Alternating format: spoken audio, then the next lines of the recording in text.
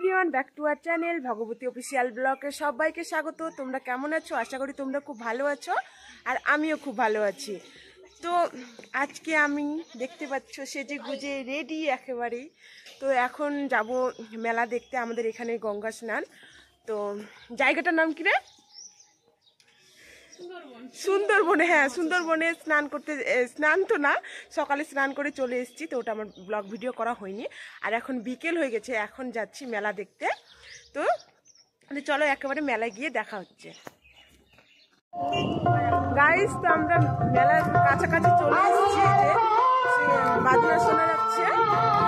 আর এখন যেহেতু বিকাল বিকাল সময়, আমরা সন্ধ্যার সময় এই জন্যই আসিনি, যে খুব ঠান্ডা, প্রচন্ড ঠান্ডা জন্য। তো আমরা বিকেলে এসেছি, তো আমাকে একটু লজ্জা লাগছে, কারণ লোকজনের দেখা যাওয়া যাচ্ছে না। এই যে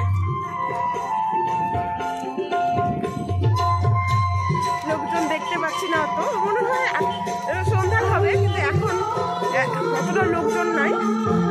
তো চলো ভেতরে গিয়ে দেখা।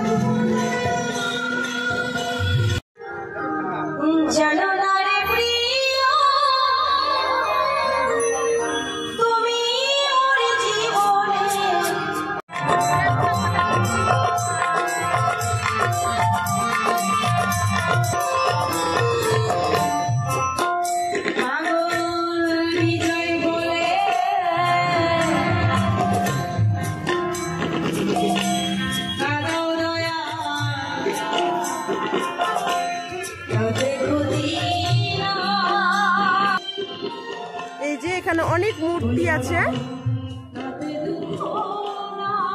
এই যে মূর্তিগুলো দেখো কি সুন্দর সুন্দর বানিয়েছে। এই যে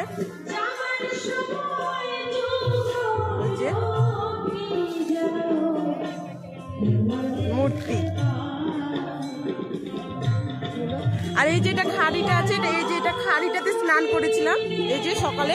তো সকালে তো ব্লগ ভিডিও করা হয়নি, তাড়াহুড়োর মধ্যে ছিলাম, তো এই জন্য করা হয়নি। তো এখন এই যে মূর্তিগুলো, আর এইদিকে দোকান টোকান এসছে কিছু।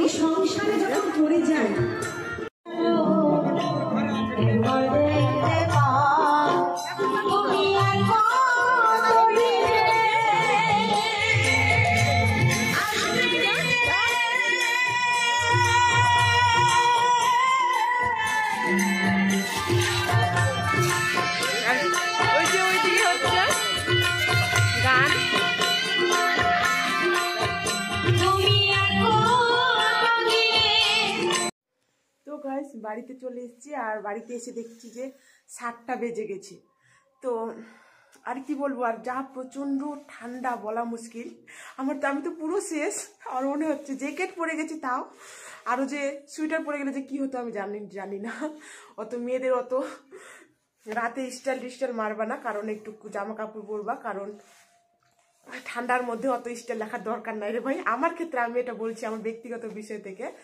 তো এটা ভালো লেগে থাকলে অবশ্যই লাইক, কমেন্ট, আর যারা ফেসবুক থেকে দেখছো তারা ফলো করে দিও, আর যারা ইউটিউব থেকে দেখছো তারা সাবস্ক্রাইব করে দিও। টাটা।